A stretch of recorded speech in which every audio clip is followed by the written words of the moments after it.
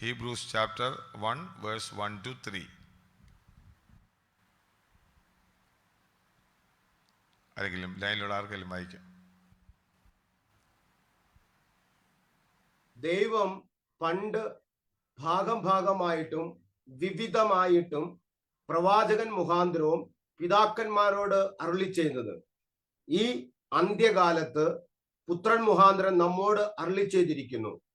അവനെ താൻ സകലത്തിലും അവകാശിയാക്കി വെച്ച് അവൻ മുഖാന്തരം ലോകത്തെയും ഉണ്ടാക്കി. അവന്റെ തേജസ്സിന്റെ പ്രഭയും തത്വത്തിന്റെ മുദ്രയും സകലത്തെയും തന്റെ ശക്തിയുള്ള വചനത്താൽ വഹിക്കുന്നവനും ആകൊണ്ട് പാപങ്ങൾക്ക് പരിഹാരം ഉണ്ടാക്കിയ ശേഷം ഉയരത്തിൽ മഹിമയുടെ വലത്തുഭാഗത്തിരിക്കുകയും ചെയ്യുന്നു. മതി ഉയരത്തിൽ മഹിമയുടെ വലതുഭാഗത്തിരിക്കുകയും. നമ്മുടെ മലയാളം ബൈബിൾ അവിടെ കൊണ്ട് കണ്ടിന്യൂ ചെയ്യുകയാണത്. എന്നാൽ ഇംഗ്ലീഷിൽ അത് വലതുഭാഗത്തിരിക്കുകയും ചെയ്തു എന്നാണ് എഴുതിയിരിക്കുന്നത്. നമുക്ക് ഈ വേദഭാഗം വായിക്കുമ്പോൾ വളരെ നമ്മൾ കേട്ടിട്ടുള്ള വേദഭാഗമാണ് ഈ പണ്ട് ഭാഗമായിട്ട് വന്നുള്ളതൊക്കെ. എങ്കിലും നമുക്ക് ഈ വേദഭാഗത്തെ നമ്മൾ ധ്യാനിക്കുന്നതിന് മുമ്പായിട്ട് കഴിഞ്ഞ ക്ലാസ്സിൽ ഞാൻ പറഞ്ഞൊരു കാര്യം ഉണ്ടായിരുന്നു. ഇതിൻ്റെ പല നിലകളിൽ ഇതിനെ ഡിവൈഡ് ചെയ്ത കാര്യം ഞാൻ കഴിഞ്ഞ ക്ലാസ്സിൽ പറഞ്ഞിരുന്നു. മാത്രമല്ല, എന്നാൽ ഈ ലോക മനുഷ്യൻ അല്ലെങ്കിൽ ഒരു ലോകത്തിലെ ഒരു വ്യക്തി എബ്രായ ലേഖനം വായിച്ച് തുടങ്ങുകയാണെങ്കിൽ ആദ്യം അവന് കാണുന്ന വാക്ക്, ഒന്നാമത്തെ വാക്ക് ദൈവമെന്നും പറഞ്ഞാണ് തുടങ്ങുന്നത്. ദൈവം എന്ന് പറയുന്നത് കാര്യം നമുക്കറിയാം. ലോകത്തിൻ്റെ ഒരു പ്രത്യേകത എന്താണെന്ന് ചോദിച്ചു കഴിഞ്ഞാൽ, ലോകത്തിലെ സകല തത്വചിന്തകളും ലോകത്തിൻ്റെ സകല അടിസ്ഥാന ചോദ്യം ലോകം ചോദിച്ചുകൊണ്ടിരിക്കുന്നൊരു കാര്യം, ദൈവമുണ്ടോ? ആ ദൈവത്തെ നമുക്ക് അറിയാൻ കഴിയുമോ? ഈ ലോകത്തിലെ പ്രശ്നങ്ങളും പ്രതിസന്ധികളും ഒക്കെ നമുക്ക് ദൈവമായിട്ടുള്ള ബന്ധത്തിൽ എങ്ങനെ മനസ്സിലാക്കാൻ സാധിക്കും? അതുമല്ലെങ്കിൽ നമുക്ക് മനസ്സിലാക്കിയ സത്യത്തിൽ അങ്ങ് നിന്നാൽ പോരെ? അല്ല, ഞാൻ ദൈവത്തെ പറ്റി എനിക്ക് കുറച്ചൊക്കെ അറിയാം, ഞാൻ ആ സിൻസിയറിറ്റിയിൽ ഞാൻ അങ്ങ് ദൈവത്തെ അങ്ങ് ആരാധിച്ചങ്ങ് പോയാൽ പോരെ? ഇങ്ങനെയൊക്കെയുള്ള ഒത്തിരി ചോദ്യങ്ങൾ ലോക മനുഷ്യൻ്റെ മുമ്പിലുണ്ട്. എന്നാൽ ഈ തിരുവചനത്തിൻ്റെ പ്രത്യേകത എന്താണെന്ന് ചോദിച്ചാൽ, ഞാനത് നേരത്തെ നമ്മൾ ചിന്തിച്ചിട്ടുള്ള കാര്യമാണ്. ഞാൻ പിന്നീട് വരുമ്പോഴത് പറയുന്നുണ്ട്. തിരുവചനം തുടങ്ങുന്നത് ഉൽപ്പത്തി പുസ്തകത്തിൽ വായിച്ചാലും ആദിയിൽ ദൈവം എന്ന് പറഞ്ഞുകൊണ്ടാണ് തുടങ്ങുന്നത്. തിരുവചനം ഒരിക്കലും ദൈവം ഉണ്ടെന്ന് തെളിയിക്കാൻ ശ്രമിക്കുകയല്ല, മറിച്ച് ഉള്ള ദൈവത്തെ, ആ ദൈവത്തെ പറ്റി വിശദീകരിക്കുക തിരുവചനം ചെയ്യുന്നത്. എന്ന് പറഞ്ഞു കഴിഞ്ഞാൽ, നമുക്കറിയാം ലോജിക്കിലെ മനുഷ്യന് ദൈവത്തെ ആസ്തിത്വം തെളിയിക്കപ്പെടാനൊക്കെ ആഗ്രഹിക്കുമ്പോൾ തിരുവചനം തുടങ്ങുന്നത്, അല്ലെങ്കിൽ നമുക്ക് വേണമെങ്കിൽ ഇങ്ങനെ ചിന്തിക്കാമായിരുന്നു, ആദ്യം ദൈവം ഉണ്ടോ, ദൈവം എങ്ങനെയാണ്, അങ്ങനെയൊന്നും പറഞ്ഞിട്ടല്ല വചനം തുടങ്ങുന്നത്. ദൈവം ഉണ്ട്, ആ ഉള്ള ദൈവം എന്ത് ചെയ്തു എന്നുള്ളതുള്ള കാര്യം നമുക്ക് ദൈവത്തിനറിയാൻ. നമുക്ക് മനസ്സിലാക്കുന്നതിന് ചില ബുദ്ധിമുട്ടുകളുണ്ട് മനുഷ്യനെ സംബന്ധിച്ച്. ദൈവത്തിൻ്റെ സൃഷ്ടിയാണ്, ദൈവത്തിൻ്റെ വലിപ്പവും ദൈവത്തിൻ്റെ മഹത്വവും നമ്മുടെ ബുദ്ധിക്ക് ഒതുങ്ങുന്നതല്ലാത്തത് കൊണ്ട് നമ്മുടെ ലോജിക്കിനേക്കാൾ അപ്പുറമായിട്ട് ദൈവത്തിനറിയാം. നമ്മുടെ ഫെയ്ത്ത്, ദൈവം ഉണ്ടെന്നും പറഞ്ഞു വേണം നമ്മുടെ ക്രിസ്ത്യ ജീവിതം ആരംഭിക്കാൻ. അല്ലാതെ ദൈവത്തെ തെളിയിച്ചേച്ച ശേഷം കാര്യം കർത്താവ് സൃഷ്ടി നടത്തുമ്പോൾ ഇങ്ങനെ പറയുന്നുണ്ട്. നമ്മൾ റോമാലേഖനമൊക്കെ വായിക്കുമ്പോൾ നമ്മൾ കഴിഞ്ഞ ദിവസങ്ങളിലൊക്കെ ചിന്തിച്ചതാണ്. ദൈവത്തിൻ്റെ അദൃശ്യ ലക്ഷണങ്ങൾ ലോകസ്ഥാപനം മുതൽ സകല സൃഷ്ടിക്കും തെളിവായി വരുന്നത് നമ്മൾ വായിക്കുന്നു. എന്ന് പറഞ്ഞു കഴിഞ്ഞാൽ ദൈവം ഉണ്ടെന്ന് തെളിയിക്കുകയല്ല, പക്ഷെ അവൻ്റെ സകല സർവശക്തിയും സർവജ്ഞാനവും എല്ലാം നമുക്ക് പ്രകൃതിയിൽ കൂടെ കാണുവാൻ സാധിക്കും. നമ്മൾ 19 സങ്കീർത്തനത്തിൽ വായിക്കുമ്പോൾ ആകാശം ദൈവത്തിൻ്റെ മഹത്വത്തെ വർണ്ണിക്കുന്നു, ആകാശവിധാനം അവൻ്റെ കൈവേലയെ പ്രസിദ്ധമാക്കുന്നു നമ്മൾ വായിക്കുന്നു. എന്ന് പറഞ്ഞു കഴിഞ്ഞാൽ ഈ ലോകം പോലും ദൈവത്തിൻ്റെ അസ്തിത്വത്തെ തെളിയിച്ചുകൊണ്ടാണ് സംസാരിക്കുന്നത്. എന്നാൽ ദൈവം ഇല്ലെന്ന് പറയുന്ന ഒരു വ്യക്തിയെ സംബന്ധിച്ച് വചനം പറയുന്ന ദൈവം ഇല്ലെന്ന് മൂഢൻ തൻ്റെ ഹൃദയത്തിൽ പറയുന്നെന്ന കാര്യം. അറ്റ്ലീസ്റ്റ് മൂഢൻ അല്ലാത്തൊരു വ്യക്തിയെ സംബന്ധിച്ച് അവൻ്റെ പ്രത്യേകത, അവൻ ദൈവത്തെ മാറി ചിന്തിച്ചാൽ പോലും ദൈവം ഉണ്ടെന്ന് ചിന്തിക്കുന്നതാണ്. എന്നാൽ ഇവിടെ ഈ എബ്രായ ലേഖനം തുടങ്ങുമ്പോൾ തന്നെ ഈ മനുഷ്യൻ്റെ അടിസ്ഥാനപരമായ മനുഷ്യൻ്റെ ചോദ്യങ്ങൾക്ക് ഉത്തരം പറഞ്ഞുകൊണ്ടാണ് തുടങ്ങുന്നത്. ഒന്നാമത് ദൈവം ഉണ്ടെന്നും നമ്മളിപ്പോൾ വായിച്ച വാക്യത്തിൽ നോക്കാം, ദൈവം ഉണ്ടെന്ന് നമുക്ക് അവിടെ എഴുതിയിട്ടുണ്ട്. ദൈവം പണ്ട് ഉണ്ടായിരുന്നൊരു ദൈവത്തെ പറ്റി പറഞ്ഞുകൊണ്ടാണ് തുടങ്ങുന്നത്. രണ്ടാമത് അവൻ സംസാരിച്ചിട്ടുണ്ടെന്ന്. പിന്നീട് നമ്മൾ എബ്രായരെ മുമ്പിലോട്ട് വായിക്കുമ്പോൾ ആ സംസാരിക്കുന്ന ദൈവം എന്ന് പറയുന്നത് പുത്രൻ തമ്പുരാൻ താൻ ഈ ഭൂമിയിൽ വന്ന് നമ്മൾ സംസാരിച്ചതാണെന്നും അവന് ശ്രേഷ്ഠനായ വ്യക്തിയെ ശ്രേഷ്ഠകരമായ നിലയിലാണ് അവൻ കടന്നു വന്നതെന്നും മാത്രമല്ല, പിന്നെ ഇടയ്ക്ക് നമ്മൾ വായിക്കുമ്പോൾ അവനെ വിട്ടുപോകുന്നവരോട്, എതിരാളികളോട് സഹിഷ്ണുത കാണിക്കുന്ന ദൈവമല്ലെന്ന് കാണുന്നു. അവൻ ദഹിപ്പിക്കുന്ന അഗ്നിയാണ് നമ്മൾ വായിക്കുന്നുണ്ട്. അതുപോലെ ദൈവത്തെങ്കിൽ നിന്ന് തിരിഞ്ഞ് മറ്റേതെങ്കിലും വഴിയിലേക്ക് പോവുക എന്ന് പറഞ്ഞു കഴിഞ്ഞാൽ, അച്ഛാ നമ്മൾ വഴിമാറിപ്പോയല്ലോ, ചെറിയൊരു ഡീവിയേഷൻ പറ്റി എന്നുള്ളൊരു ചിന്തയല്ല. മറിച്ച് എബ്രായ ലേഖന കർത്താവ് പറയുന്നത് ദൈവത്തിൻ്റെ വഴികളെ വിട്ടുപോയാൽ ദൈവിക ന്യായവിധിയിലേക്ക് തിരിയുകയാണെന്നാണ് പറയുന്നത്. അതായത് പിന്മാറിപ്പോകുന്നതിനെ ലാഘവത്തോടെ അല്ല ഈ എബ്രായ ലേഖനം പറയുന്നത്. ചുരുക്കത്തിൽ ഞാൻ പറഞ്ഞതിൻ്റെ അർത്ഥം, ഈ പുസ്തകം ദൈവത്തെ പറ്റിയും ദൈവത്തിൻ്റെ മനുഷ്യനോട് സംസാരിക്കുന്നതിനെ പറ്റിയും ദൈവത്തിൻ്റെ സ്വഭാവ സവിശേഷതകളെ പറ്റിയും പ്രതിസന്ധികളിൽ എങ്ങനെ ഒരു മനുഷ്യന് ഉറച്ചു നിൽക്കാൻ സാധിക്കുമെന്നുള്ളതിനെ പറ്റിയും ഒക്കെ വിശദീകരിക്കുന്ന ഒരു ലേഖനമാണ് എബ്രായ ലേഖനം എന്ന് പറയുന്നത്. ഞാൻ അത് ആദ്യം ചുരുക്കത്തിൽ പറയാൻ വേണ്ടിയാണ് ഞാൻ ഇത്തരം കാര്യങ്ങൾ പറഞ്ഞത്. അവിടെ നമ്മൾ പറയുന്നത് ഈ 1 മുതലുള്ള വാക്യങ്ങളിൽ വായിക്കുമ്പോൾ നമുക്ക്, ഞാൻ കഴിഞ്ഞ ദിവസം പറഞ്ഞു, 1-ാം അധ്യായത്തിലൊക്കെ നമ്മൾ വായിക്കുന്നത് ദൈവമഹത്വത്തെ പറ്റിയ ക്രിസ്തു പുത്രൻ തമ്പുരാന്റെ ശ്രേഷ്ഠതയാണ് നമ്മൾ ഈ 1-ാം അധ്യായത്തിൽ വിശദീകരിക്കുന്നത്. സൃഷ്ടി നമ്മൾ വായിച്ചു, അവിടെ ദൂതന്മാരെക്കാൾ ശ്രേഷ്ഠരാണ് നമ്മൾ പഠിച്ചു വരുന്നുണ്ട്. എന്നാൽ ഇന്ന് വായിച്ച 3 വാക്യത്തിൽ നമ്മൾ വായിക്കുന്നത് ഈ പുത്രൻ തമ്പുരാൻ, പുത്രനാണ് ദൈവത്തിൻ്റെ യഥാർത്ഥ വെളിപ്പാട് എന്നുള്ളത് നമ്മൾ ഈ വായിച്ച വാക്യത്തിൽ കാണുന്നുണ്ട്. അതിൻ്റെ 1-2 വാക്യങ്ങൾ നമ്മളിങ്ങനെ വായിക്കുന്നത്, ഞാനത് വായിക്കാം. ദൈവം പണ്ട് ഭാഗം ഭാഗമായിട്ടും വിവിധമായിട്ടും പ്രവാചകന്മാർ മുഖാന്തരം പിതാക്കന്മാരോട് അരുളി ചെയ്തിട്ട് ഈ അന്ത്യകാലത്ത് പുത്രൻ മുഖാന്തരം നമ്മളോട് അരുളി ചെയ്തിരിക്കുന്നു. God, who at various times and in various ways spoke in time past to the fathers by the prophets, has in these last days spoken to us by his son. ഞാനത് മുമ്പേ പറഞ്ഞതുപോലെ തന്നെ തുടങ്ങുന്നത് തന്നെ ദൈവം എന്ന് പറഞ്ഞുകൊണ്ടാണ്. ഗോഡ് ഈസ്, ദൈവമുണ്ട്, ആദിയിൽ ദൈവമുണ്ടായിരുന്നു. റോമാലേഖനം 1:18 നമ്മൾ വായിക്കുമ്പോൾ ദൈവത്തിൻ്റെ നീതിക്കെതിരെ പ്രവർത്തിക്കുന്ന അനീതിക്കെതിരെ ദൈവത്തിൻ്റെ കോപം വെളിപ്പെട്ടു വരുന്നു എന്ന് പറഞ്ഞുകൊണ്ടാണ്. നമുക്ക് ആ വാക്യം നമുക്ക് പരിചയമുള്ള വാക്യമാണ്. റോമാലേഖനം 1-ാം അധ്യായത്തിൻ്റെ 18-ാം വാക്യത്തിൽ ദൈവത്തെ വെളിപ്പെടുത്തുമ്പോൾ, ദൈവത്തിൻ്റെ ക്യാരക്ടർ വെളിപ്പെടുത്തി പറയുമ്പോൾ തന്നെ അവിടെ നമ്മൾ കാണും ദൈവം എങ്ങനെയാണ് വെളിപ്പെടുത്തുന്നത് മനുഷ്യകുലത്തിന്.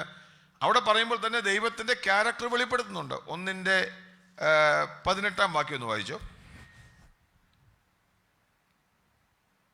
അനീതി കൊണ്ട് സത്യത്തെ തടുക്കുന്ന മനുഷ്യരുടെ സകല അഭക്തിക്കും അനീതിക്കും നേരെ ദൈവത്തിന്റെ കോപം സ്വർഗത്തിൽ നിന്ന് വെളിപ്പെടുന്നു. അടുത്ത വാക്യം കൂടെ. ദൈവത്തെ കുറിച്ച് അറിയാകുന്നത് അവർക്ക് വെളിവായിരിക്കുന്നു, ദൈവം അവർക്ക് വെളിവാക്കിയല്ലോ. മതി. ഇവിടെ പറയുന്നത് ദൈവം എന്ത് ചെയ്യുന്നു? സത്യത്തെ തടുക്കുന്ന അനീതി വരുന്നിടത്ത് ദൈവത്തിന്റെ കോപം വെളിപ്പെടും. എന്നിട്ട് പറയാ, ഇതെങ്ങനെ വെളിപ്പെടുന്നു? ദൈവത്തെ കുറിച്ച് അറിയാവുന്ന കാര്യങ്ങൾ അവർക്ക് എന്ത് ചെയ്തു? വെളിപ്പെടുത്തി കൊടുത്തു. മനുഷ്യകുലത്തിന് ചില ആൾക്കാർ ദൈവത്തെ പറ്റി എല്ലാം അറിഞ്ഞിട്ട് ദൈവത്തെ പിൻപറ്റാൻ ചിന്തിക്കുന്ന ചിലരുണ്ട്. ഒരു കാര്യം മനസ്സിലാക്കേണ്ടത്, നമുക്കെല്ലാം മനസ്സിലാക്കാൻ പറ്റത്തില്ല.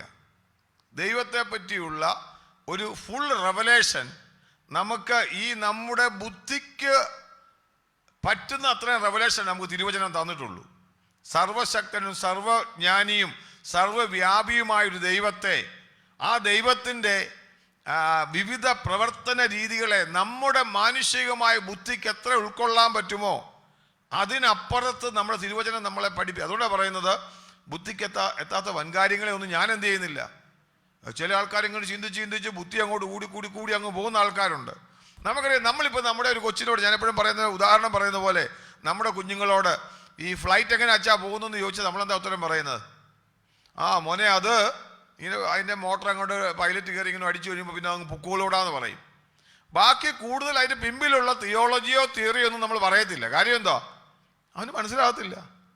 നമുക്ക് തന്നെ എല്ലാം അറിയത്തൊന്നുമില്ല. ഇപ്പോൾ ഈ ഫ്ലൈറ്റ് എങ്ങനെ പോകുമെന്ന് ചോദിച്ചു കഴിഞ്ഞാൽ കുറച്ചൊക്കെ പഠിച്ചു വന്നതുകൊണ്ട് അറിയാം. പിന്നെ പൈലറ്റുമാർക്ക് അത് ഓപ്പറേറ്റ് ചെയ്യുമ്പോൾ എന്താ സമയക്കും, അതിൻ്റെ എഞ്ചിനീയർമാർക്ക് വേറെ കുറേ അറിയാം.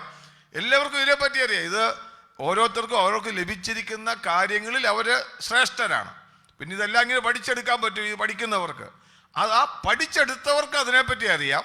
എന്നാൽ ഒരു കൊച്ചിനെ സംബന്ധിച്ച് അതിനോട് നമുക്ക് പറയുമ്പം, ആ മോനെ അതങ്ങോട്ട് നമ്മൾ ഈ വണ്ടിയുടെ ഗിയർ ഇടുന്നില്ല, പൈലറ്റ് അങ്കിൾ അങ്ങോട്ട് ഇരുന്നിട്ട് അതങ്ങോട്ട് പറയുമ്പോൾ കൊച്ചിന് സന്തോഷമായി. അതിൽ കൂടുതൽ അല്ലാതെ അവിടെ എയറോഡൈനാമിക് സിസ്റ്റം ഉണ്ട്. അതിനകത്ത് അപ്പർ ലെവൽ പ്രഷർ കുറയുമ്പോൾ ലോവർ ലെവലിലൂടെ മേലോട്ട് പുഷ് ചെയ്യും. ന്യൂട്ടൻ്റെ തേർഡ് ലോ ആണ് ആക്ട് ചെയ്യുന്നൊക്കെ പറഞ്ഞു കഴിഞ്ഞാൽ അതിനൊന്നും മനസ്സിലാകത്തില്ല. ഇപ്പം നമുക്കിത് കുറച്ച് അറിയാവുന്നതുകൊണ്ട് ഞാൻ പറഞ്ഞ കൊച്ചിനോട് ഒന്നും പറഞ്ഞിട്ട് കാര്യമില്ല. എന്ന് പറഞ്ഞതുപോലെ മനുഷ്യന് ദൈവത്തെപ്പറ്റി അറിയാവുന്ന വെളിപ്പാടുകൾക്കൊരു ലിമിറ്റേഷൻ ഉണ്ട്. അതിനപ്പുറം അവൻ്റെ ബുദ്ധിക്ക് ഉൾക്കൊള്ളാൻ പറ്റത്തില്ല. അതുകൊണ്ടാണ് നമ്മൾ വായിക്കുന്നത് ദൈവം മനുഷ്യന് വെളിപ്പെടുത്തിയിരിക്കുന്നത് ക്രിസ്തുവേശു. കാര്യം നമുക്കറിയാം, അദൃശ്യനായ ദൈവത്തെ, സ്പിരിറ്റ് ആത്മാവായ ദൈവത്തെ നമുക്ക് മനസ്സിലാക്കുന്നതിന് ലിമിറ്റേഷൻ ഉണ്ട്. കാര്യം നമുക്കെല്ലാം 3 ഡയമെൻഷനിലേ അറിയത്തുള്ളൂ. നമ്മുടെ ടൈം, സ്പേസ്, ഇതിനകത്തൂടെ ഒക്കെ കൂടിയേ നമുക്ക് മനുഷ്യന് എന്തായാലും മനസ്സിലാക്കാൻ പറ്റത്തുള്ളൂ. നമുക്ക് ഈ ടൈമും സ്പേസും ഇല്ലെങ്കിൽ മനുഷ്യനൊന്നും മനസ്സിലാകത്തില്ല. എന്നാൽ ദൈവം എന്ന് പറയുന്നത് ഈ ടൈമിൻ്റെയും സ്പേസിൻ്റെയും അപ്പുറമായതുകൊണ്ട് നമ്മുടെ ബുദ്ധിക്കകത്ത് ഒതുങ്ങത്തില്ല. ഇപ്പം നമ്മളൊരാളെ പറ്റി പറയുകയാണെങ്കിൽ പറയാം, എൻ്റെ വലിയപ്പച്ചൻ ഇത്ര നാൾ 1982 ജനിച്ച് ഇങ്ങനെ വന്നു എന്ന് നമ്മളങ്ങ് പറയുക എന്ന് പറയാമെന്ന് വിചാരിച്ചു. അവർ ടൈമിനകത്ത് ഉൾക്കൊള്ളുന്നവരാ. അവരെ പറ്റി അങ്ങനെ പറയുമ്പോൾ നമുക്ക് മനസ്സിലാകും. എന്നാൽ സമയത്തിനും കാലത്തിനും അതീതനായ ഒരു വ്യക്തിയെ മനുഷ്യൻ്റെ ബുദ്ധിക്കകത്ത് മനസ്സിലാക്കാൻ പറ്റത്തില്ല. അതുകൊണ്ടാണ് ദൈവവചനത്തെ പറ്റി പറയുമ്പോൾ ഒരിക്കലും നമ്മൾ ദൈവവചനത്തെ ഈ logic faith must always supersedes logic. നമ്മുടെ ബൗദ്ധികമായ ബുദ്ധിക്ക് അപ്പുറമായിരിക്കണം നമ്മുടെ വിശ്വാസം എന്ന് പറയുന്നത്. തിരുവചനത്തിൻ്റെ വിശ്വാസം അത് നമ്മുടെ ഭൗതികമായ തലത്തിന് അപ്പുറമായിരിക്കണം. എങ്കിൽ മാത്രമേ നമുക്ക് ദൈവവചനം പറയുന്നതും, അല്ലെങ്കിൽ ദൈവത്തെ പറ്റി ഇങ്ങനെയാണോ ദൈവം ഇടപെടുന്നത്, ദൈവത്തിൻ്റെ ക്യാരക്ടർ ഇങ്ങനെയാണോ, ഇങ്ങനെയൊക്കെയുള്ള ചോദ്യങ്ങൾ നമ്മുടെ ജീവിതത്തിൽ നമുക്ക് വരാം. എന്നാൽ ഇവിടെ നമ്മൾ വായിച്ച വേദഭാഗത്ത് ദൈവമുണ്ട് എന്ന് പൗലോസ് അരവയോഗ്യ മധ്യ നിന്ന് പ്രസംഗിക്കുമ്പോൾ അപ്പോസ്തലർ പ്രവൃത്തി 17:22 പറയുമ്പോൾ അവർക്കറിയാവുന്ന ഒരു അജ്ഞാത ദേവനെന്ന് വെച്ച് അവരുടെ ഉള്ളിൽ വെളിപ്പെട്ട ഒരു ദൈവത്തെ താൻ പ്രസംഗിക്കുന്നത് നമ്മൾ കാണുന്നുണ്ട്. അതവർക്ക് എങ്ങനെ വെളിപ്പെട്ടെന്ന് ചോദിച്ചു കഴിഞ്ഞാൽ നമ്മൾ പറഞ്ഞതുപോലെ അവരുടെ ഉള്ളിൽ പകരപ്പെട്ട ആ ഭൂമിയെ പറ്റിയുള്ള നോളജിൽ വെച്ചിട്ട് ദൈവത്തെ പറ്റി പറയുന്നതാണ്. നമുക്കറിയാം, ഇന്ന് ലോകത്തിൽ ഞാൻ ഒരു നിരീശ്വരവാദിയുടെ ഒരു പ്രസംഗത്തിൻ്റെ കുറച്ച് ഭാഗങ്ങൾ കേട്ടു. അതിൽ അദ്ദേഹം പറയുന്നൊരു കാര്യം, ദൈവം ഇല്ലെന്ന് പറയുന്നതിൻ്റെ, ദൈവം എന്ന് പറഞ്ഞൊരു ആളുണ്ടെങ്കിൽ അയാൾ ദൈവമല്ലെന്ന് പറയുന്നത്. ദൈവം എല്ലാം നന്മയ്ക്കായിട്ട് ഉണ്ടാക്കുന്നതാണ്. അങ്ങനെയാണെങ്കിൽ ഈ ലോകത്തിൽ രോഗവും പ്രശ്നവും ബുദ്ധിമുട്ടും ഇങ്ങനെയുള്ള ആൾക്കാരും ഇങ്ങനെയൊക്കെ ദൈവം സൃഷ്ടിച്ച് വെക്കുമോ എന്നുള്ളൊരു ചോദ്യം അദ്ദേഹം ചോദിക്കുന്നത് കേട്ടു. ഞാൻ പറഞ്ഞത്, നമ്മുടെ ബുദ്ധിക്ക് മനസ്സിലാക്കാൻ വയ്യാത്ത ഒത്തിരി കാര്യങ്ങളുണ്ട്. അതിനകത്ത് വെച്ചിട്ടായിരിക്കാം നമ്മൾ നമ്മുടെ ദൈവത്തെ മനസ്സിലാക്കാൻ ശ്രമിക്കുന്നെങ്കിൽ നമ്മൾ പരാജയപ്പെട്ടു പോകത്തേ ഉള്ളൂ. എന്നാൽ ദൈവം പണ്ടൊരിക്കൽ, ഞാൻ എപ്പോഴും പറഞ്ഞൊരു കാര്യം, പണ്ടൊരിക്കൽ ദൈവാസം പറഞ്ഞൊരു കാര്യം, യോനയെ മീൻ വിഴുങ്ങിയെന്ന് പറഞ്ഞാൽ ബൈബിൾ എഴുതിയിട്ടുണ്ട്. പക്ഷേ ഇനി യോന മീനെ വിഴുങ്ങിയെന്ന് പറഞ്ഞാൽ ഞാൻ വിശ്വസിക്കും. കാര്യം എന്ന് വെച്ച് കഴിഞ്ഞാൽ അവിടെ വചനത്തിൽ അത് ഏത് മീനാണെന്ന് അറിയത്തില്ല. ഇപ്പോൾ ഒരു മീനെന്ന് കണ്ടാൽ ഉടനെ വലിയ ഇതാന്നൊക്കെ വിചാരിക്കും. എന്നാൽ നമ്മുടെ ബുദ്ധിക്കപ്പുറമായിട്ട് ദൈവത്തിൻ്റെ വചനത്തെ നമ്മുടെ ലോജിക്കിനകത്ത് ഉൾപ്പെടുത്താൻ പറ്റുന്നതല്ല. ഇവിടെ അതുകൊണ്ടാണ് തുടങ്ങുന്നത്. ദൈവം എന്ത് ചെയ്തു? ഏറ്റവും വലിയ രസകരമായ കാര്യം, നമ്മളിപ്പോൾ വായിച്ച വാക്യത്തിൽ ഈ പറയുന്ന ദൈവത്തിൻ്റെ പ്രത്യേകത പറയുക. ദൈവം എന്ത് ചെയ്യുന്നു? അത് സംസാരിക്കുന്ന ദൈവമാ. ദൈവം എന്ത് ചെയ്തു? സംസാരിക്കുന്ന ദൈവമാ. നമുക്കറിയാം, നമ്മൾ ഹിസ്റ്ററി പഠിക്കുമ്പോൾ, തിരുവചനത്തിൽ ബൈബിളിൽ വേദപുസ്തകം പഠിക്കുമ്പോൾ, ഉൽപ്പത്തി പുസ്തകത്തിൽ നമ്മൾ നോക്കുമ്പോൾ ആദമിനോടും ഹവ്വയോടും സംസാരിക്കുന്ന ഒരു ദൈവത്തെ നമ്മൾ കാണുന്നുണ്ട്. എന്ന് പറഞ്ഞു കഴിഞ്ഞാൽ ദൈവം മനുഷ്യകുലത്തോട് സംസാരിക്കുന്ന ദൈവമാണ്. ദൈവം ഒരു നിശബ്ദനായ ദൈവമല്ല. ദൈവം മിണ്ടാതിരിക്കുന്ന ദൈവമല്ല. ആ മനുഷ്യനെല്ലാം പാപം ചെയ്ത് തെറ്റിപ്പോയി, എന്നാൽ പിന്നെ ഞാൻ ഇനി മിണ്ടുന്നില്ല എന്ന് പറഞ്ഞ് ദൈവം മാറിയിരിക്കുന്ന ദൈവമല്ല. നമ്മൾ വായിച്ചാൽ ഈ ദൈവം, ഒന്ന് ദൈവം ഉണ്ട്, അതാണ് ഈ ഒന്നാമത്തെ വാക്യത്തിൽ കാണുന്നത്. രണ്ടാമത് ആ ദൈവം സംസാരിക്കുന്ന ദൈവമാണ്. എങ്ങനെ? മനുഷ്യ ഹിസ്റ്ററി എടുത്തു കഴിഞ്ഞാൽ പഴയ നിയമം തൊട്ട് പുതിയ നിയമം വരെ എടുക്കുമ്പോൾ ദൈവം സംസാരിച്ചുകൊണ്ടിരിക്കുക മനുഷ്യകുലത്തോട്. എങ്ങനെ സംസാരിക്കുന്നു? കാര്യം ഒന്ന്, ഈ സംസാരിക്കുന്നതിന് രണ്ട് തലമുണ്ട്. ഒന്ന്, പണ്ട് സംസാരിച്ചു. ഇവിടെ ഈ വാക്യത്തിൽ എഴുതിക്കുക എങ്ങനെയാ? പണ്ട് സംസാരിച്ചു, അന്ത്യകാലത്തും ഇപ്പോഴും സംസാരിക്കുകയാണ്. ഞാൻ പറഞ്ഞതിൻ്റെ അർത്ഥം, ദൈവം മനുഷ്യകുലത്തോടുള്ള ദൈവത്തിൻ്റെ ആ കൺസിഡറേഷൻ നഷ്ടപ്പെട്ടിട്ടില്ല. കാര്യം ഉൽപ്പത്തി പുസ്തകത്തിൽ ദൈവത്തിൻ്റെ കൽപ്പനകളെ വിട്ട് മാറിപ്പോകുന്ന മനുഷ്യനെ നോക്കിയിട്ട് ദൈവം മിണ്ടാതിരിക്കുകയല്ല. പക്ഷെ നമ്മൾ വചനത്തിൽ വായിക്കുന്നത് ദൈവം അവർക്ക് വെളിപ്പെടുത്തി കൊടുക്കുകയാണ്. എന്നാൽ നമുക്ക് ഇന്ന് രാത്രിക്കാലം നമുക്കുള്ള സന്തോഷം സംസാരിക്കുന്ന, നമ്മോട് ഇടപെടുന്നൊരു ദൈവമാണ്. പണ്ട് പ്രവാചകന്മാരോട് സംസാരിച്ചെന്ന് മാത്രമല്ല, അന്ത്യകാലത്ത് പുത്രൻ മുഖാന്തരം നമ്മളോട് സംസാരിക്കും. ഇന്ന് നമ്മളോട് സംസാരിക്കുന്നത് എങ്ങനെയാണെന്ന് ചോദിച്ചു കഴിഞ്ഞാൽ, നമ്മൾ വചനത്തിലൂടെ നമ്മൾ സംസാരിക്കും, സാഹചര്യങ്ങൾ കൂടെ നമ്മളോട് സംസാരിക്കും, നമുക്ക് പ്രവാചകന്മാരിൽ കൂടെ നമ്മൾ സംസാരിക്കും, നമ്മുടെ വചന ധ്യാനത്തിൽ കൂടെ നമ്മളോട് സംസാരിക്കും. ഇങ്ങനെ നമ്മളോട് സംസാരിക്കുന്ന ഒരു ദൈവത്തെയാണ് നമ്മൾ വിശ്വസിക്കുന്നത്. അതായത് പണ്ട് തൊട്ട് ഇപ്പോൾ വരെ സംസാരിക്കുന്ന ഒരു ദൈവം. പക്ഷെ ഇവിടെ സംസാരിക്കുന്നതിനെ പറ്റി പറയുമ്പം ഇവിടെ ഒരു പറയുന്ന ഭാഗമുണ്ട്. ഞാൻ ഒന്നുകൂടെ പറയാം. ദൈവമുണ്ട്, ആ ദൈവം സംസാരിക്കുന്ന ദൈവമാണ്. ആ ദൈവം പണ്ട് സംസാരിച്ചു, അന്ത്യകാലം എന്ന് വെച്ചാൽ നമ്മുടെ കാലത്ത് ഇപ്പോഴും സംസാരിക്കുന്ന ദൈവമാണ്. ആ പണ്ട് കാലത്ത് സംസാരിച്ച, ഇനിയും ആ പണ്ട് കാലത്ത് സംസാരിച്ചത് എങ്ങനെയാ? ഭാഗമായിട്ട് സംസാരിച്ചു. ഞാൻ മുമ്പേ പറഞ്ഞ പോലെ ഡിഫറെൻ്റ് വേയ്സ്, വിവിധ രീതിയിൽ, ഡിഫറെൻ്റ് ടൈമിൽ, വ്യത്യസ്തമായ തലത്തിൽ ദൈവം സംസാരിച്ചു എന്ന് നമുക്ക് വചനത്തിൽ കാണാൻ പറ്റും. ഞാൻ പറഞ്ഞ ദൈവം നമ്മൾ വായിക്കുന്നത് ആരോടൊക്കെ സംസാരിച്ചു? അബ്രഹാമിനോട് സംസാരിച്ചു, മോശയോട് സംസാരിച്ചു, ദാവീദിനോട് സംസാരിച്ചിട്ടുണ്ട്, ഏലിയാവിനോട്, യെശയ്യാവിനോട്, പ്രവാചകന്മാരോട്, എസെക്കിയേലിനോട്, ഇങ്ങനെ വിവിധ കാലഘട്ടങ്ങളിൽ ദൈവം സംസാരിച്ചിട്ടുണ്ട്. അത് പണ്ട് സംസാരിച്ചതുകൊണ്ട്. എന്നാൽ അതുപോലെ ദൈവം പ്രവാചകന്മാരോട് സംസാരിച്ചിട്ടുണ്ട്, ഭാഗമായിട്ടും വിവിധമായിട്ടും. വിവിധമായിട്ടെന്ന് പറയുമ്പോൾ നമ്മൾ ചിന്തിക്കും ഇങ്ങനെ സംസാരിക്കത്തുള്ളെന്ന്. ദൈവം സ്വപ്നത്തിൽ കൂടെ സംസാരിക്കും. നമ്മൾ വായിക്കുന്നുണ്ട്.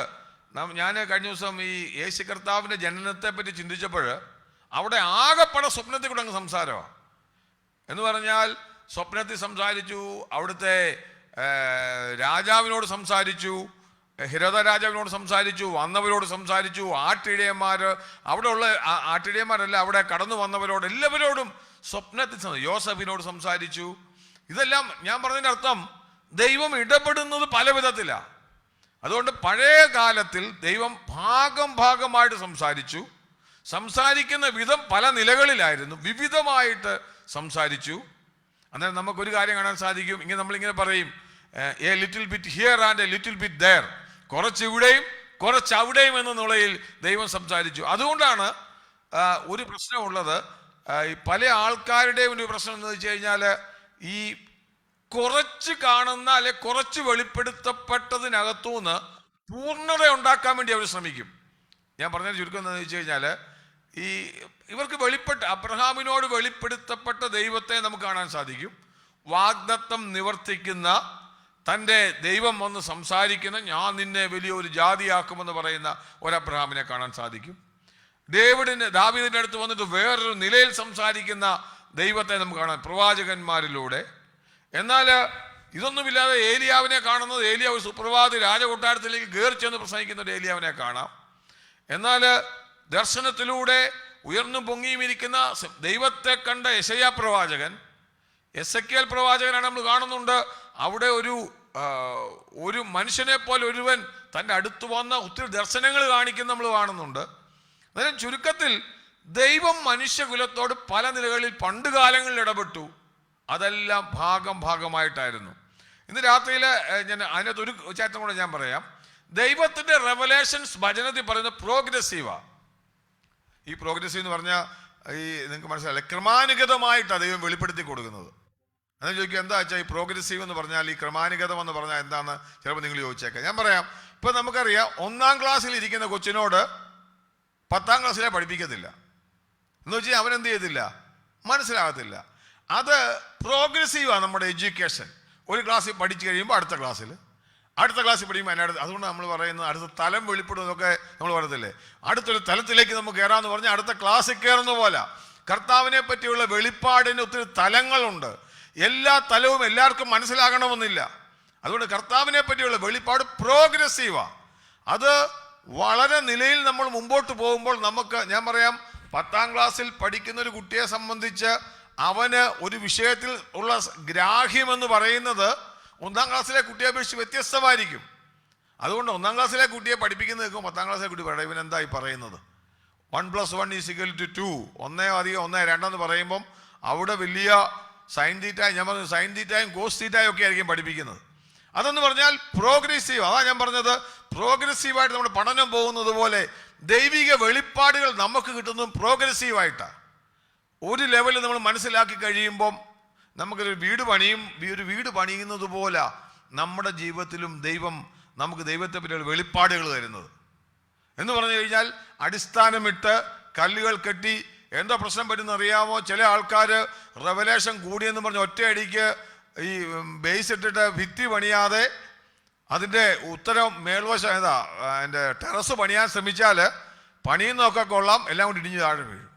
അതുകൊണ്ട് ദൈവത്തെ പറ്റിയുള്ള നമ്മുടെ ഗ്രാഹ്യം അടിസ്ഥാനമിട്ട് തിരുവചനപ്രകാരം സ്റ്റെപ്പ് ബൈ സ്റ്റെപ്പായിട്ട് പോകണം. ഇവിടെ ഈ അതുകൊണ്ടാണ് ദൈവം ഈ ഈ കർത്താവ് മനുഷ്യകുലത്തിൽ ഇറങ്ങി വന്നത്. നമ്മൾ വായിക്കുന്നത് യഹൂദനായിട്ട് വരുമ്പോൾ അവർക്ക് ദൈവത്തെ പറ്റിയുള്ള വെളിപ്പാടുകൾ തലമുറയായിട്ട് പകർന്ന് കിട്ടപ്പെട്ടൊരു വെളിപ്പാടുണ്ടായിരുന്നു ദൈവത്തെ പറ്റി. അതിൻ്റെ പൂർത്തീകരണത്തിലാണ് ക്രിസ്തുയേശു ഒരു മനുഷ്യകുലത്തിൽ കടന്നു വന്നത്. യഹൂദന്മാരുടെ പക്ഷത്ത് നിന്നുകൊണ്ട് അവരുടെ വചനത്തിൽ കൂടെ വെളിപ്പെട്ട ദൈവത്തെ വ്യാഖ്യാനിച്ചുകൊണ്ട് ദൈവത്തെ പരിപൂർണമായിട്ട് മനുഷ്യകുലത്തിന് വെളിപ്പെടുത്തുക ചെയ്തത്. അതാ പ്രോഗ്രസീവ് റെവലേഷൻ. അതുകൊണ്ടാണ് പറഞ്ഞത്, പണ്ട് ഭാഗമായിട്ടും വിവിധമായിട്ടും പറഞ്ഞിട്ട് അന്ത്യകാലത്ത് എന്ത് ചെയ്തു? പുത്രൻ മുഖാന്തരം നമ്മളോട് അരുളി ചെയ്തു. ഞാൻ കഴിഞ്ഞ ക്ലാസ്സിൽ പറഞ്ഞതാണ്, ഈ പൊട്ടന്മാർ ആനയെ കാണാൻ പോകുന്നത് പോലെ പലപ്പോഴും പല ആൾക്കാരും എന്താണെന്ന് വെച്ചാൽ കിട്ടിയ വെളിപ്പാട് വെച്ചിട്ട് എന്തെങ്കിലും. അതുകൊണ്ട് വചനത്തെ നമ്മൾ പഠിക്കുമ്പോൾ വചനത്തിൻ്റെ ടോട്ടൽ റെവലേഷനിൽ നിന്നുകൊണ്ട് വേണം ഒരു ഉപദേശം ഉണ്ടാക്കാൻ. അതുകൊണ്ടാണ് ഈ പ്രശ്നം പറ്റുന്നത്. കാര്യം ഞാൻ പറഞ്ഞല്ലോ, യേശു ക്രിസ്തുവിൻ്റെ മനുഷ്യത്വം എന്നുള്ള വിഷയം നമ്മൾ പഠിച്ചാൽ ദാവീദിൻ്റെ സന്തതിയായി ജനിച്ച് നമ്മളെപ്പോലെ ജഡത്തിൽ ജീവിച്ച് ഇത് മാത്രം വായിച്ചിട്ട് ഒരുത്തൻ പോയി കഴിഞ്ഞാൽ പറയും യേശു ക്രിസ്തു മനുഷ്യനായിരുന്നു എന്ന് പറഞ്ഞു പോയി കഴിഞ്ഞാൽ അവൻ വേദവിപരീതിയായിട്ട് മാറും. വേറൊരു ഭാഗത്ത് യേശു ക്രിസ്തു അവൻ ദൈവം മാത്രമായിരുന്നു, മനുഷ്യനായില്ലെന്നും പറഞ്ഞ് ദൈവത്തിന് മനുഷ്യനാകാൻ പറ്റത്തില്ലെന്ന് പറഞ്ഞ് ഒരുത്തൻ വ്യാഖ്യാനിച്ചാൽ അവൻ വേദവിപരീതിയായി പോവും. എന്നാൽ ഈ പറയുന്ന രണ്ട് സത്യങ്ങളും നമ്മൾ ചേർത്ത് പഠിക്കുമ്പോൾ സമ്പൂർണ്ണ ദൈവവും സമ്പൂർണ്ണ മനുഷ്യനുമാണെന്ന് പഠിക്കുമ്പോഴാണ് തിരുവചനം പറയുന്ന സത്യത്തിൻ്റെ പൂർണ്ണതയിലേക്ക് എത്തുന്നത്.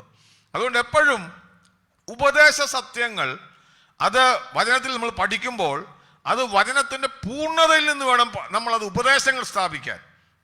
തീർച്ചയായിട്ടും യേശു ക്രിസ്തുവിൻ്റെ ദൈവത്തെ നമുക്ക് പ്രസംഗിക്കുന്നതിന് കുഴപ്പമില്ല, നമുക്ക് അവൻ്റെ മനുഷ്യത്വം പ്രസംഗിക്കുന്നതിന് കുഴപ്പമില്ല. ഉപദേശമായിട്ട് നമ്മൾ സ്ഥാപിക്കുമ്പോൾ ഇത് രണ്ടും ബാലൻസ്ഡ് ആയിട്ട് കൊണ്ടുപോകണം. അതാണ് ഞാൻ പറഞ്ഞതിൻ്റെ അർത്ഥം. ഇതുപോലെ തന്നെയാണ് വചനത്തിലെ തിരുവചന സത്യങ്ങളിലെ ഉപദേശങ്ങളെല്ലാം ബാലൻസ്ഡ് സത്യങ്ങളായിരിക്കും. നമ്മളത് ഒരിക്കലും മറന്നു പോകരുത്. കാര്യം നമ്മൾ പലരോടും സംസാരിക്കുമ്പോൾ ഈ ദുരുപദേശക്കാർക്ക് പറ്റുന്ന എന്താണെന്ന് ചോദിച്ചു കഴിഞ്ഞാൽ ഏതെങ്കിലും ഒരു എക്സ്ട്രീമിലോട്ട് പോകും. അതിന് ഞാൻ പണ്ടൊരിക്കൽ പറഞ്ഞു, പെൻഡുലമിസം എന്നാണ് പറയുന്നത്. പെൻഡുലമിസത്തിൻ്റെ കാര്യം, പെൻഡുലം ആടിക്കഴിഞ്ഞാൽ നിൽക്കണമെങ്കിൽ ഒന്നേ അങ്ങേ സൈഡിൽ ചെല്ലണോ അല്ലെങ്കിൽ ഇങ്ങേ സൈഡിൽ ചെല്ലണം. നിൽക്കുന്ന ഏതെങ്കിലും ഒരു സ്ഥലത്തേ ചെല്ലത്തുള്ളൂ. ഇതുപോലെ എന്തെങ്കിലും വചനത്തിലെ ഒരു ഉപദേശം കിട്ടിക്കഴിഞ്ഞാൽ അങ്ങ് പോവുക. പിന്നെ നിൽക്കണമെങ്കിൽ എക്സ്ട്രീമിൽ ചെന്ന് നിൽക്കും. എന്നാൽ തിരുവചന സത്യങ്ങൾ ഇതിൻ്റെ മിഡില്ല, ബാലൻസ്ഡ് സത്യങ്ങളാണ്. ഇപ്പം നമ്മൾ ദൈവം മനുഷ്യന് കൃപ നൽകി, ദൈവം ദാനമായി മനുഷ്യർക്ക് രക്ഷ നൽകി എന്നൊക്കെ പറയുമ്പോഴത്തേന് ഒരു വഴി പറയും, പിന്നെ മനുഷ്യൻ്റെ റെസ്പോൺസിബിലിറ്റി ഒന്നുമില്ല. എന്നാൽ വചനം വായിക്കുമ്പോൾ മനുഷ്യൻ്റെ റെസ്പോൺസിബിലിറ്റി ഒരു സൈഡിൽ പറയുമ്പോൾ ദൈവത്തിൻ്റെ ദാനത്തെപ്പറ്റി മറ്റൊരു സൈഡിൽ പറയുന്നുണ്ട്. ഇത് രണ്ടും നമ്മൾ എന്ത് ചെയ്യണം? ബാലൻസ് ചെയ്ത് കൊണ്ടുപോകണം. അതുകൊണ്ട് ഞാൻ ഈ വിഷയത്തിലേക്ക് പെട്ടെന്ന് കിടക്കുക. ഞാനിവിടെ പറഞ്ഞതിൻ്റെ അർത്ഥം, ഇന്ന് രാത്രിക്കാലം നമ്മൾ പഠിക്കുമ്പോൾ ഉപദേശത്തെ പറ്റി പഠിക്കുമ്പോൾ അത് വളരെ ബാലൻസ്ഡ് ആയിട്ട് നമ്മൾ വേണം പഠിക്കാൻ. ഇവിടെ പറയുക ദൈവം നമ്മോട് സംസാരിച്ചു. പണ്ട് കുറേശ്ശെ സംസാരിച്ചു. ആ റെവലേഷൻസ് പ്രോഗ്രസീവ് ആയിരുന്നു. അന്ത്യകാലത്ത് പുത്രൻ മുഖാന്തരം നമ്മോട് അരുളി ചെയ്തു. അതിൻ്റെ പ്രത്യേകത എന്താണെന്ന് ചോദിച്ചു കഴിഞ്ഞാൽ, ഞാൻ പറയാം, നമുക്ക് ഒരാളെ പറ്റി, ഇപ്പം എന്നെപ്പറ്റി ഈ ഒരാൾ പറയുകയാണെങ്കിൽ കേട്ട് പറയാവുന്ന അനേകർക്കും പറയാം. എന്നാലുണ്ടല്ലോ, എന്നെപ്പറ്റി പറയണമെങ്കിൽ കൃപമോള് പറയുകയാണെങ്കിൽ അവർക്ക് ഏറ്റവും കൂടുതൽ അറിയാം, എന്നെപ്പറ്റി അറിയാം എൻ്റെ മകൾക്കായിരിക്കും, അല്ലെ എൻ്റെ മകനായിരിക്കും. ഇതുപോലെ ദൈവത്തിൻ്റെ റെവലേഷൻസ് പ്രവാചകന്മാർക്ക് ലഭിച്ചതൊക്കെ ഭാഗമായിട്ടും വിവിധമായിട്ട് ലഭിച്ചപ്പോൾ ദൈവജനം പറയുക, അന്ത്യകാലത്ത് എന്ത് ചെയ്തു? പുത്രൻ മുഖാന്തരം നമ്മോട് അരുളി ചെയ്തു. അതായത് ഞാനെപ്പോഴും ചിന്തിക്കുന്ന ഒരു കാര്യമാണ്, ഇന്ദിരാഗാന്ധിയെ പറ്റി പറയണമെങ്കിൽ, അല്ലെങ്കിൽ സോണിയാഗാന്ധിയെ പറ്റിയോ, അല്ലെങ്കിൽ നമ്മുടെ പ്രധാനമന്ത്രിമാരെ പറ്റി പറയണമെങ്കിൽ, പിന്നെ മോഡിക്ക് മക്കളില്ലാത്തതുകൊണ്ട് മക്കളുള്ളവരുടെ കാര്യം പറയും. അതുകൊണ്ടാണ് ഞാൻ പറഞ്ഞത്, ഇപ്പോൾ രാജീവ് ഗാന്ധിയെ പറ്റി പറയണമെന്നുണ്ടെങ്കിൽ രാഹുൽ ഗാന്ധിക്കായിരിക്കും എളുപ്പം, മകനായതുകൊണ്ട്. എന്നാൽ രാഹുൽ ഗാന്ധിയെ പറ്റി, രാജീവ് ഗാന്ധിയെ പറ്റി അറിയാത്ത ഒരാൾ കേട്ട് പറയുന്ന ആള് ഭാഗമായിട്ടേ പറയാൻ പറ്റത്തുള്ളൂ.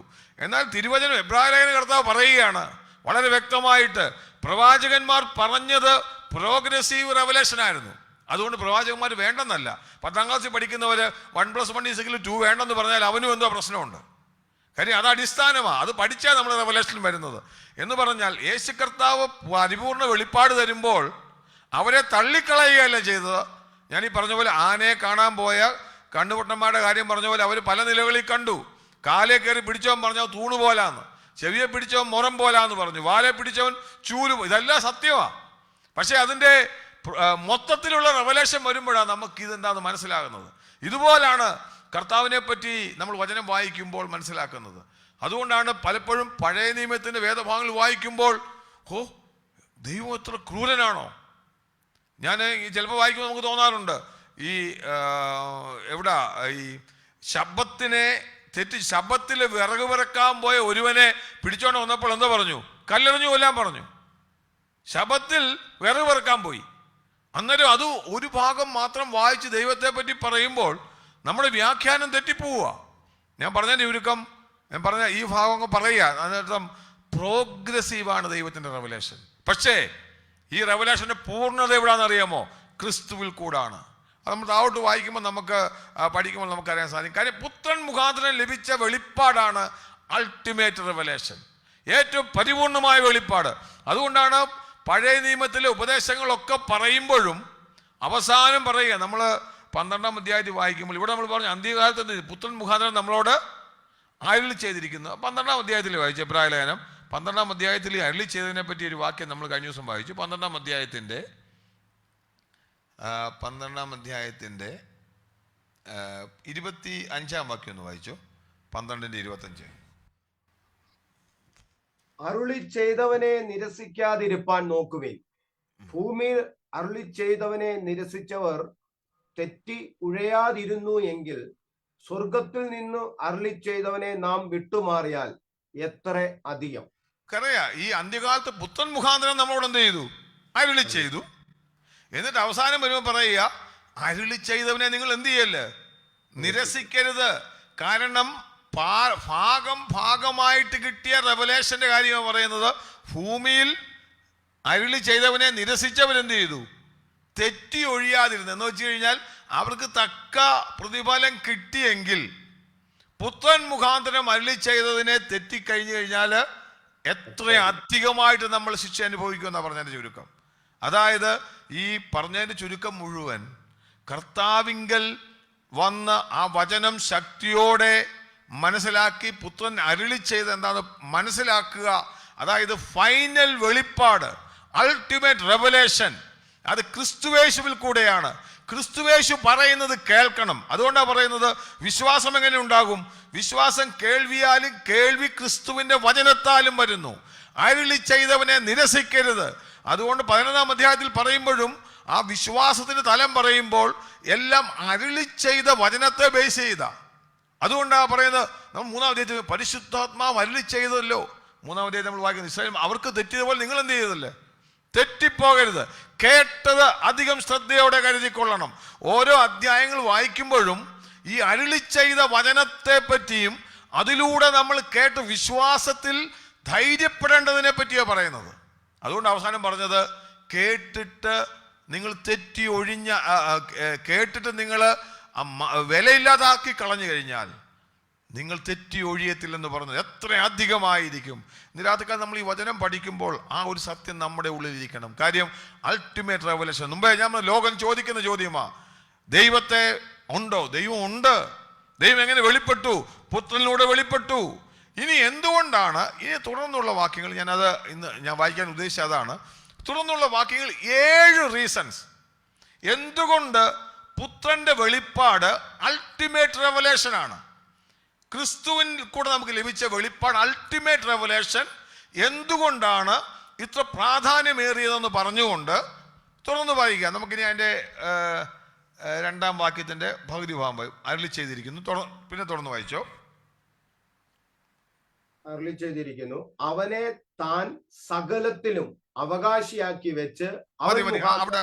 ഇവിടെ ഇനി 7 കാര്യങ്ങളാണ് പറയുന്നത്. ആ 7 കാര്യങ്ങളൊന്ന് വായിച്ചു നോക്കിയാൽ ഒന്നെന്താ ചെയ്തിരിക്കുന്നത് അത് ഞാൻ വായിച്ചിട്ട് പിന്നെ നമുക്ക് ഇൻഡിവിജ്വലായിട്ട് പറയാം.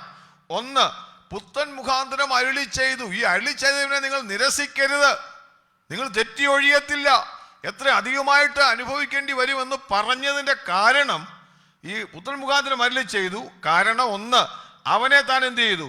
സകലത്തിനും അവകാശിയാക്കി വെച്ചു. He become the hair of all things, എല്ലാത്തിൻ്റെ അവകാശിയാക്കി. 2-ാമത് വായിക്കുന്നത്, അവൻ മുഖാന്തരം ലോകത്തെയും ഉണ്ടാക്കി. He is the creator of the universe. അവൻ എന്ത് ചെയ്തു? യേശു അല്ലെങ്കിൽ പുത്രൻ മുഖാന്തരം എന്ത് ചെയ്തു? ലോകത്തെ ഉണ്ടാക്കി.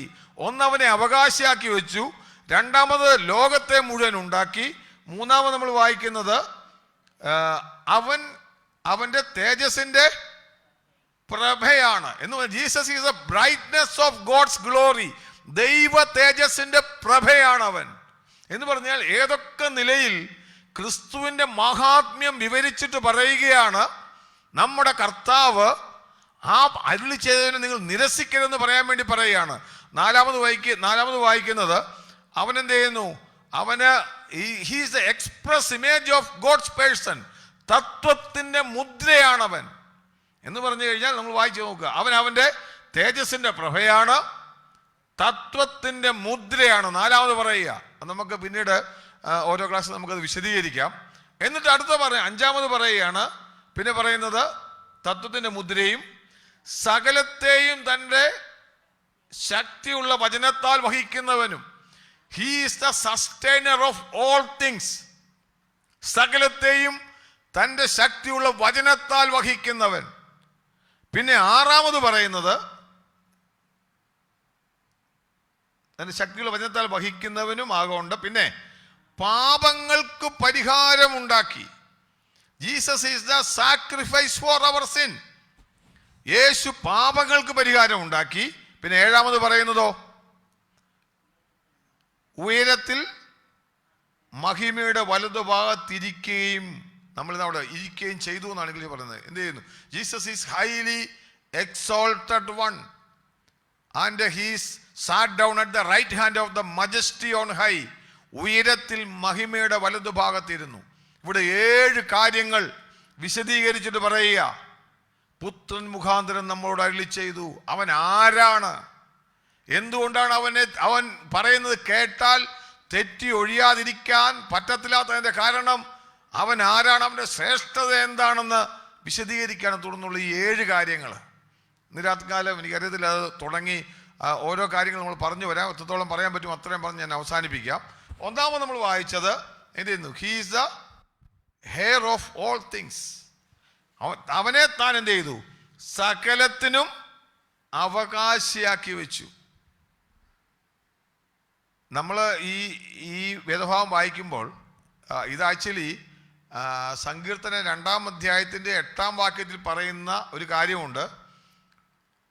തൻ്റെ പുത്രനെ, ഞാനത് താഴോട്ട് വായിക്കുമ്പോൾ നമ്മളത് പിന്നീട് വായിക്കുമ്പോൾ ആ ഭാഗം വരുന്നുണ്ട്, അതുകൊണ്ട് ഞാൻ എടുക്കുന്നില്ല. എടുത്താൽ 2-ാം അധ്യായത്തിൽ വായിക്കുമ്പോൾ അവിടെ എന്നോട് ചോദിച്ചു കൊള്ളുക, ഞാൻ സകലത്തെ നിനക്ക് അവകാശമായി തരുമെന്ന് പറഞ്ഞുകൊണ്ട് 2-ാം സങ്കീർത്തനം ഒരു മിസിയാനിക്ക് പ്രോഫസിയാണ്.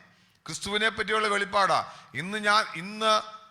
നീ എൻ്റെ പുത്രൻ, ഇന്ന് ഞാൻ നിന്നെ ജനിപ്പിച്ചിരിക്കുന്നു എന്ന് 2-ാം അധ്യായത്തിലെയും 110-ാം സങ്കീർത്തനത്തിലെയും വാക്യങ്ങൾ പലതവണ കോട്ട് ചെയ്തിട്ടുണ്ട് എബ്രായ ലേഖനത്തിൽ. ഈ 2 സങ്കീർത്തനങ്ങൾക്കകത്തുനിന്ന് ഒത്തിരി വെളിപ്പാട്. 2-ാം അധ്യായം യഥാർത്ഥത്തിൽ ക്രിസ്തുവിനെ പറ്റിയുള്ള വെളിപ്പാടാണ്. നീ എൻ്റെ പുത്രൻ, ഇന്ന് ഞാൻ നിന്നെ ജനിപ്പിച്ചിരിക്കുന്നു. അതിൻ്റെ 1-ാം വാക്യം പറയുന്നത് അത് അപ്പോസ്തലന്മാര് തങ്ങൾ വലിയ കഷ്ടം നേരിട്ടപ്പോൾ 2-ാം അധ്യായം, ഞാൻ സങ്കീർത്തനം 2-ന്റെ കാര്യം പറയുന്നത്, അവിടെ പറയുന്നത് ജാതികൾ കലഹിക്കുകയും വംശങ്ങൾ വ്യർത്ഥമായി നിരൂപിക്കുകയും ചെയ്യുന്ന എന്തെന്ന് പറഞ്ഞുകൊണ്ട് 2-ാം സങ്കീർത്തനം തുടങ്ങുന്നത്. അത് ശിഷ്യന്മാര് തങ്ങൾ വലിയ കഷ്ടതയിലായപ്പോൾ തങ്ങളെ അവിടെ അവർ ഉപദ്രവിക്കാൻ തുടങ്ങിയപ്പോൾ അവിടെ വെച്ച് അവർ പറയുന്ന, അവർ ഈ വാക്യം കോട്ട് ചെയ്തുകൊണ്ട് പ്രാർത്ഥിക്കുന്നത് നമ്മൾ വായിക്കുന്നുണ്ട്. അതായത് ചുരുക്കത്തിൽ ഈ 2-ാം അധ്യായം 110-ാം സങ്കീർത്തനം ആവർത്തിച്ച് എബ്രായ ലേഖനത്തിൽ നമ്മൾ വായിക്കുന്നുണ്ട്. ഇവിടെ പറയുകയാണ് അവനെ താൻ സകലത്തിനും അവകാശിയാക്കി. വേറൊരു ഭാഗത്ത് വായിക്കുന്നുണ്ട് നമ്മൾ, അത് 1 കൊരിന്ത്യർ 15-ാം അധ്യായത്തിലാണ്.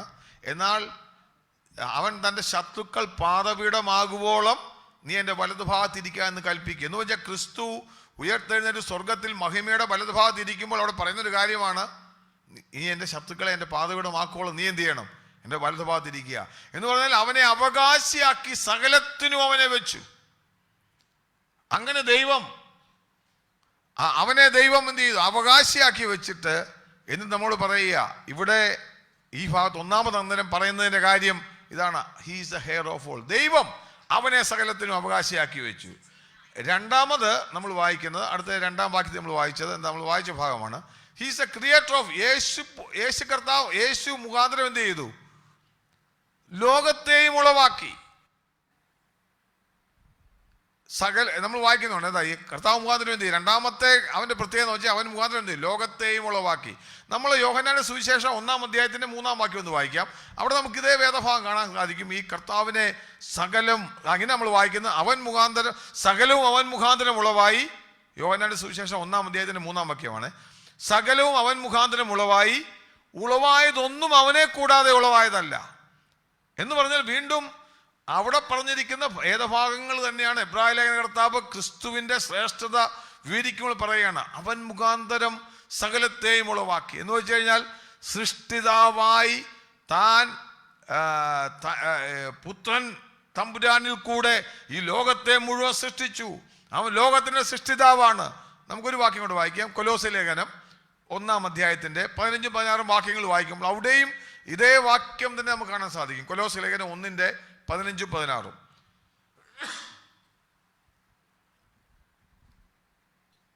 അവൻ അദർശനായ ദൈവത്തിന്റെ പ്രതിമയും സർവ സൃഷ്ടിക്കും ആദിജാതനുമാകുന്നു. അടുത്ത ഭാഗത്തോട് ശ്രദ്ധിച്ചോണേ. സ്വർഗത്തിലുള്ളതും ഭൂമിയിലുള്ളതും ദൃശ്യമായതും അദൃശ്യമായതും, സിംഹാസനങ്ങളാകട്ടെ, കർത്തൃത്വങ്ങളാകട്ടെ, വാഴ്ചകളാകട്ടെ, അധികാരങ്ങളാകട്ടെ, സകലവും അവൻ മുഖാന്തരം സൃഷ്ടിക്കപ്പെട്ടു. അവൻ മുഖാന്തരവും അവനായിട്ടും സകലവും സൃഷ്ടിക്കപ്പെട്ടിരിക്കുന്നു. ശ്രദ്ധിച്ചു നോക്കുക, പുത്രനെ പറ്റി പറയുകയാണ്, അവൻ മുഖാന്തരവും അവനായിട്ടും സകലതും സൃഷ്ടിക്കപ്പെട്ടു. എബ്രായ ലേഖന കർത്താവ് പറയുന്ന ഭാവം ഇത് പക്ഷേ ഒരു ലോകത്തിന് മനസ്സിലാകാത്ത സത്യമാണ്. ലോകം ഇപ്പോഴും ഭൂമി എങ്ങനെ ഉണ്ടായെന്ന് ചിന്തിക്കാൻ വേണ്ടി ലോകം നടക്കുക. ബിഗ് ബാങ് ഇങ്ങനെ കണികകൾ പോയപ്പോൾ ഇടിച്ചെന്നും ഉണ്ടായെന്നും പിന്നെ എന്തൊക്കെ ഇതുവരെ കണ്ടുപിടിച്ചിട്ടില്ല എങ്ങനെയാ ഈ ലോകം ഉണ്ടായത്. പല വാദങ്ങളൊക്കെ ഉണ്ടാക്കുന്നുണ്ട്. ലോകം ഇങ്ങനെ ഉണ്ടായി, അല്ലെങ്കിൽ സൃഷ്ടിജാലങ്ങൾ എങ്ങനെ ഉണ്ടായി, അതിനൊക്കെ ലോകത്തിലെ മനുഷ്യന് തിയോളജി കണ്ടെത്താൻ ശ്രമിക്കുകയും പഠിക്കാൻ ശ്രമിക്കുകയും ചെയ്തുകൊണ്ടിരിക്കുക. വളരെ സിമ്പിളാ. ഞാനതാ പറഞ്ഞത്, നമ്മുടെ ലോജിക്കിനപ്പുറമായിട്ട് വിശ്വാസമുള്ളൊരു വ്യക്തിയെ സംബന്ധിച്ച് സൃഷ്ടിപ്പിനെ പറ്റി ഒരു തിയോളജിയും പറയേണ്ട ആവശ്യമില്ല. നമ്മൾ ഈ വായിച്ചതുപോലെ കർത്താവ് സകലത്തെയും സൃഷ്ടിച്ചതാണ്. വളരെ സിമ്പിളാ. സകലത്തെയും, മനുഷ്യനെ അവൻ സൃഷ്ടിച്ചു, ജീവജാലങ്ങളെ അവൻ സൃഷ്ടിച്ചു. നമുക്ക് വളരെ സിമ്പിളാ. അപ്പോൾ അതൊരു ചോദ്യം വരും, എന്നിട്ട് ഇങ്ങനെ സൃഷ്ടിച്ച് എങ്ങനെയാണെന്നൊരു ചോദ്യം. അതാ ഞാൻ നിരീശ്വരവാദി ചോദിക്കുന്ന ചോദ്യം. ഒന്ന് കാര്യം, ദൈവം സൃഷ്ടിക്കുമ്പം അവൻ ഏദനിലെല്ലാം ഉണ്ടാക്കിയതിന് ശേഷം മനുഷ്യനെ സൃഷ്ടിച്ചത്. എന്നാൽ മനുഷ്യൻ പാപം ചെയ്തപ്പോൾ അവൻ ശാപത്തിന്റെ കീഴിലായി. ഇന്ന് ഈ ലോകത്ത് നടക്കുന്ന സകല വിഷയങ്ങളുടെയും പിമ്പിലുള്ള കാര്യം ദൈവത്തിന്റെ സൃഷ്ടിപ്പല്ല, ശാപം അവന്റെ മേൽ വന്നതുകൊണ്ടുള്ള പ്രശ്നങ്ങളാണ്. രോഗവും ദുഃഖവും നിലവിളിയും. അതുകൊണ്ടാണ് നമ്മൾ പറയുന്നത്, കർത്താവ് ഈ ഭൂമിയിൽ വന്ന് മനുഷ്യകുലത്തെ വാഴുമ്പോൾ ഇനി കണ്ണുനീര് അവിടെ ഇല്ല, ദുഃഖവും നിലവിളിയും ഇല്ല. ഒരു പ്രത്യാശയുടെ വർഷം എപ്പോൾ വരുന്നറിയോ? ഇതെല്ലാം മാറിപ്പോകും. ഈ ഭൂമി, ശപിക്കപ്പെട്ട ഭൂമിയും മാറിപ്പോകും. ഞാൻ പറഞ്ഞതിന് ചുരുക്കം എന്താണെന്ന് ചോദിച്ചു കഴിഞ്ഞാൽ, നമുക്ക് ദൈവവചനത്തിൽ നിന്ന് മനസ്സിലാക്കാൻ പറ്റുന്ന ഒരു കാര്യം, ഈ കാണുന്ന പ്രശ്നത്തിൻ്റെ ഒന്നും പിമ്പിൽ ദൈവമല്ല ഉത്തരവാദി. അതാണ് ലോകമനുഷ്യൻ ദൈവത്തെ പറ്റി പഠിക്കാൻ ശ്രമിക്കുമ്പോൾ ഇങ്ങനെയുള്ളൊരു ദൈവമുണ്ടോ? നമ്മുടെ ദൈവം സൃഷ്ടിച്ച സകലതും നന്മയ്ക്കായിട്ടാണ്. മനുഷ്യൻ തനിക്കിഷ്ടമുള്ള നിലയിൽ പാപത്തിൽ വീണ് പ്രശ്നമുണ്ടായി സകലതും നാനാവിധമാക്കി കളഞ്ഞു. അതുകൊണ്ട് നമുക്കൊരു കാര്യം ഇന്ന് രാത്രികാലം പറയാം. നമ്മൾ പറയാം, ബേത്ലഹേമിൽ ആ പുൽക്കൂട്ടിൽ ഒരു പൈതലായി ജനിച്ച കർത്താവോ സകലത്തിൻ്റെ സൃഷ്ടിതാവാ. ലോകത്തിന് മനസ്സിലാകത്തില്ല. അവനെപ്പറ്റി പറയുന്നവൻ അത്ഭുത മന്ത്രി, വീരനാം ദൈവം, നിത്യപിതാവ്, സകലത്തെ സൃഷ്ടിച്ചവനായ അത്ഭുത മന്ത്രിയാവന്. അതാ പറയുന്നത്, അവൻ മുഖാന്തരം ലോകത്തെ ഉണ്ടാക്കി. മൂന്നാമത്തെ വിഷയം കൂടെ പറഞ്ഞ് ഞാൻ പെട്ടെന്ന് അവസാനിപ്പിക്കാം. മൂന്നാമത് നമ്മൾ പറയുന്നത് എന്താണ്? അവൻ ദൈവ തേജസ്സിന്റെ പ്രഭയാണ്. നിങ്ങൾ എടുത്താൽ മതി. Jesus is a brightness of the God's glory. ദൈവം അവൻ തേജസ്സിന്റെ പ്രഭയാണ്. തേജസ് നമുക്ക് കാണാൻ പറ്റുമോ? ദൈവത്തിന്റെ തേജസ് കാണാൻ പറ്റുമോ? എന്താ ഈ ദൈവത്തിന്റെ തേജസ് എന്ന് പറയുന്നത്? നമ്മൾ പണ്ട് പഠിച്ചിട്ടുള്ള ദൈവത്തിന്റെ തേജസ് എന്ന് പറയുന്നത് ലൈറ്റോ പ്രകാശമോ ഒന്നുമല്ല.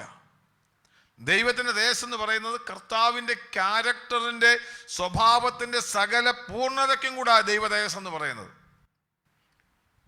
നമുക്ക് ഒരു മനുഷ്യനെ സംബന്ധിച്ച് ദൈവത്തിന്റെ ക്യാരക്ടറിന്റെ ആകത്തുക മനസ്സിലാക്കാൻ പറ്റത്തില്ല. ഞാൻ നേരത്തെ പറഞ്ഞ പോലെ ഫ്ലൈറ്റ് പോകുന്നത് എങ്ങനെയാണെന്ന് ചോദിച്ചു കഴിഞ്ഞാൽ ദൈവത്തെ പറ്റി നമുക്ക് മനസ്സിലാക്കാവുന്നത് മാത്രം, ചില കാര്യങ്ങൾ മാത്രമേ മനസ്സിലാക്കാൻ പറ്റത്തുള്ളൂ. ഇതെങ്ങനെ നമുക്ക് ദൈവത്തിന്റെ തേജസ് കാണാൻ പറ്റുമോ? അവന്റെ മഹത്വം ദർശിക്കാൻ പറ്റുമോ? ഞാൻ കഴിഞ്ഞ ഒരു മീറ്റിംഗ് ഞാൻ പറഞ്ഞത്, നമുക്ക് യോഹന്നാന്റെ സുവിശേഷം ഞാൻ പറഞ്ഞ് അവസാനിപ്പിക്കാൻ പെട്ടെന്ന്. യോഹന്നാൻ 1:14 എടുത്ത് നോക്കിയാൽ അവിടെ നിന്ന് വായിച്ചോ. യോഹന്നാന്റെ സുവിശേഷം 1:14.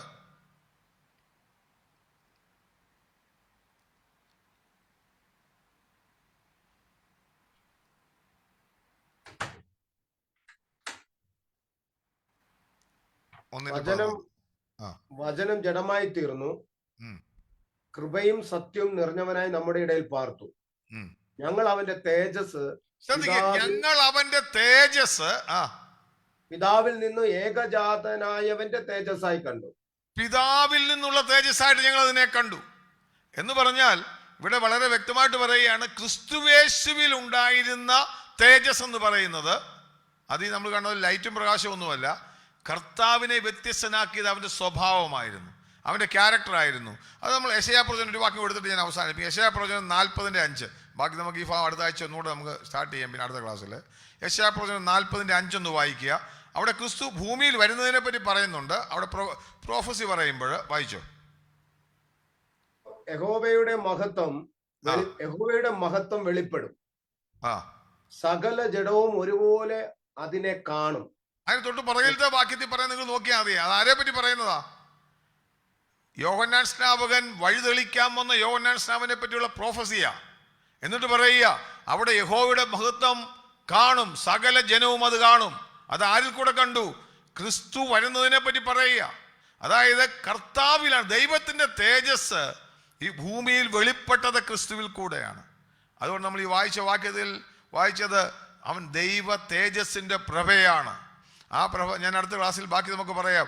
ഒരു സൂര്യനെ നമ്മൾ കാണുമ്പോൾ സൂര്യന്റെ ആ പ്രഭയിൽ കൂടെ സൂര്യൻ എന്താണെന്ന് മനുഷ്യലോകം മനസ്സിലാക്കുന്നത് പോലെ അവിടെ ആ ഗർത്തങ്ങളുണ്ടെന്നും ഞാൻ പറയാം. സൂര്യനെ പഠിക്കാൻ വേണ്ടി ആർക്കും എന്നാൽ പിന്നെ ഒരു ബോട്ടെ കയറി സൂര്യനിൽ പോയിട്ട് പഠിക്കാന്ന് പറഞ്ഞാൽ പറ്റത്തില്ല.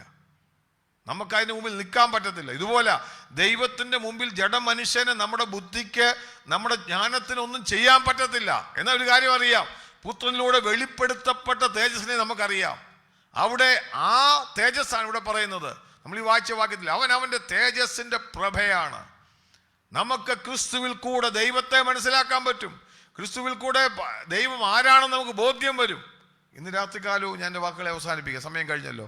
നമുക്ക് ദൈവസന്നിധി വരുമ്പോൾ നമുക്ക് ഓർക്കാം, നമ്മൾ ആദ്യം പറഞ്ഞ പോലെ അരുളി ചെയ്തവനെ നിരസിക്കരുത്.